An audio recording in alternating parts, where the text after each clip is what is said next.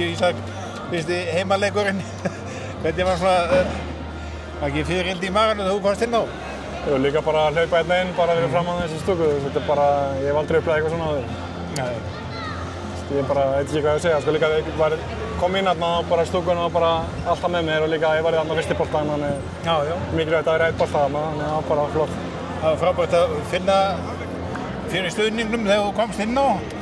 Já, þú veist, ég hef bara aldrei upplegað hana einn, sko, veist, þetta er bara að koma hérna inn og líka bara með fjölskylduna hérna upp í stúku og bara líka restina hérna, veist, þetta er bara mjög sérstætt. Mamma þinn og pabbi og fleira fjölskyldunni hérna? Líka og líka bara fullt af fjölskyldu, sko, þetta var bara mjög skemmtilegt. Það var bara hópferð til Íslands til þess að fylgjast með þér? Já. Og svo fyrsta skotið og þetta náðist allt saman, þetta? Já, það var mikilvægt að vera eitt skot þarna, en það tókst. Það var æðislegt. Og svona taka þátt í stemningunni hérna eftir leikinn og svona?